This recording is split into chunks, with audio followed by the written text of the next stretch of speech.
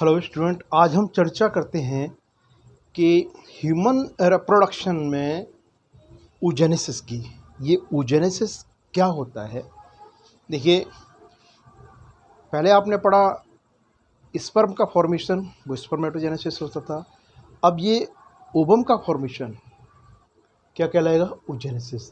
तो देखिए, जो oogenesis प्रक्रिया होती है, ये ऐसी प्रक्रिया है जिसमें ओवम का फॉर्मेशन होगा लेकिन अब समझिए, ये जो फीमेल है उसकी शुरुआत से ही, यानी जब फीमेल में जो बच्ची 1 वर्ष की होती है, कितना?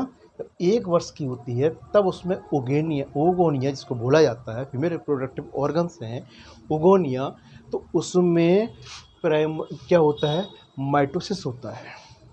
और माइटोसिस होने में प्राइमरी oocytes बनता है, और प्राइमरी oocytes बनने में फिर क्या होता है कि फिर उसके बाद में जो कोई उसमें जो शुरू होती है, डिवीज़न फेज शुरू होती है, वो होता है कि मियोसिस 1 शुरू होता है।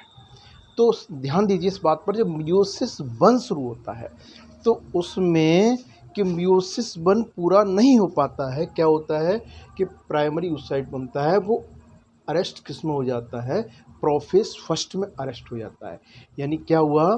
फीमेल क्या है लाइफ में बर्थ, चाइल्डहुड और पुबर्टी, और कब तक वो वहाँ पर अटका हुआ रहता है प्रोफेज फर्स्ट में, जब तक कि वो बच्ची 1 वर्ष, 2, 3, 4, 5, 6, यानी एक एक करके जब वो लगभग 12-13 वर्ष की न हो जाए तब तक ये प्रक्रिया यहीं पर रुकी रहती है। फिर जब ये प्रक्रिया यहाँ रुकी रहती है, जब वो बच्चा 12 वर्ष का होता है, प्यूबर्टी आती है। प्यूबर्टी यानी मेच्योरिटी आती है जब उसके रिप्रोडक्टिव ऑर्गन में, ठीक है, जब मेंस्ट्रुएशन साइकिल शुरू होती है तब कंडीशन ये होती है।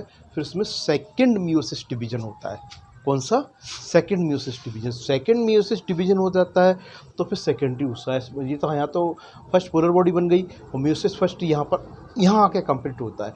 तो यहाँ का वो मियोसिस फर्स्ट, जब यहाँ पर जो बच्ची 1 वर्ष की थी, वहाँ से वो उसमें जो प्राइमरी oocyte बनकर जो कहाँ अटक गया था, वो प्रोफेज फर्स्ट में अटक गया था। वो कब आके पूरा हुआ मियोसिस फर्स्ट?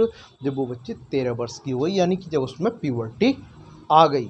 अब देखिए, तो जब वो 13 वर्ष की होने के बाद में तब प्यूबर्टी आई, तब क्या है? मियोसिस सेकंड हुआ, और मियोसिस सेकंड जब शुरू हो जाता है तो मियोसिस सेकंड भी पूरा नहीं होता है। इस बात को ध्यान से समझना, इंपॉर्टेंट पॉइंट है, और इसको कई बार इसमें नीट में रिपीट किया है। क्या है? जब सेकंड मियोसिस शुरू होता है तो वो at the time of fertilization, अब सेकंड पोलर बॉडी बनती है, तो सेकंड मियोसिस कब पूरा होता है? और सेकंड पोलर बॉडी बनने के बाद में वो इसके मेटाफेज में वो सेकेंडरी oocyte, जो सेकंड पोलर बॉडी है तो ये बना है सेकेंडरी oocyte, वो अटक जाता है किसमें? मेटाफेज 2 में, ठीक है। मेटाफेज में अटक गया क्योंकि सेकंड मियोसिस है। अब वहाँ पर मेटाफेज में अटकने के बाद में ये तब तक अटका रहता है जब तक कि इसको फर्टिलाइजेशन के लिए कोई स्पर्म ना बने। यानी कि स्पर्म कहाँ से आता है? रिप्रोडक्टिव सिस्टम में जब कॉपुलेशन होता है तो मेल से स्पर्म कहाँ पहुँचता है? वेजाइना के थ्रू पहुँचता है, यूटेरस में पहुँचता है, तब उसमें एम्पुला स्टेमस के पास में जाकर फर्टिलाइजेशन होता है, तब जाकर ओव्यूलेशन होता है, और क्या है? ओवम का फॉर्मेशन होता है। ओवम कब बनता है? जबकि फर्टिलाइजेशन होगा उस प्रोसेस में, यानी फर्टिलाइजेशन नहीं होगा तो ओवम नहीं बनेगा। ये आपकी oogenesis की क्रिया थी, और oogenesis को अच्छी तरह से पढ़िए। इसके बाद में क्या है कि आगे के टॉपिक आगे पूरे करते हैं। oogenesis को आपने समझा और अच्छी तरह से उसको तैयार कीजिए।